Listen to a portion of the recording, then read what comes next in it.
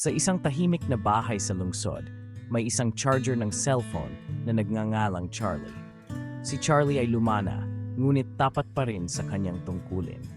Araw-araw, tinitiis niya ang pagkapunit ng kanyang balot at ang walang tigil na pagbunot at pagsaksak ng kanyang amo, si Ben. Si Ben ay laging nagmamadali, palaging galit, at walang pakundangan sa mga gamit niya. Sa kabila ng pagod at sakit, si Charlie ay palaging handang magbigay ng serbisyo. Kahit nabasag na ang ilang bahagi niya at minsan ay kumikislap na lamang ang ilaw sa kanyang dulo, nagagawa pa rin niyang magbigay ng sapat na kuryente para mapuno ang baterya ng cellphone ni Ben. Isang araw, habang nagcha-charge si Ben ng kanyang cellphone, napansin niyang hindi na gumagana ng maayos si Charlie. Sa halip na palitan si Charlie, sinubukan niyang ipaayos ito sa sarili niyang paraan. Hinila-hila niya ang mga kable at pinilit ang charger na gumana muli. Sa bawat hatak at pilit, tila mas lumalala ang kondisyon ni Charlie.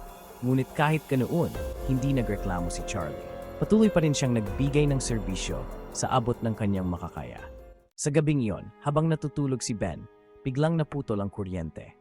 Nagising si Ben at napansin niyang patay ang kanyang cellphone. Galit na galit, pinato niya si Charlie sa gilid ng silid. Bumangga ito sa pader at naghiwa-hiwalay ang mga piraso. Kinaumagahan, nakita ni Ben ang mga sirang bahagi ni Charlie. Naramdaman niya ang bigat ng kanyang mga ginawa. Sa kauna-unahang pagkakataon, naisip niyang hindi tama ang kanyang pagtrato sa tapat na charger. Dahan-dahan niyang pinulot-ulot ang mga piraso ni Charlie at sinubukang buuin muli. Hindi niya alam kung gagana pa ito, ngunit umaasa siyang may pagkakataon pa siyang itama ang kanyang pagkakamali. Nang isaksak ni Ben si Charlie, nagulat siya nang makita niyang umilaw muli ang maliit na ilaw sa dulo ng charger. Kahit basag at hindi na kasing tibay, nagawa pa rin ni Charlie na magbigay ng kuryente. Dun, napagtanto ni Ben ang halaga ng pagmamalasakit at respeto, hindi lamang sa mga tao, kundi pati na rin sa mga bagay na tahimik na nagbibigay ng serbisyo sa atin araw-araw.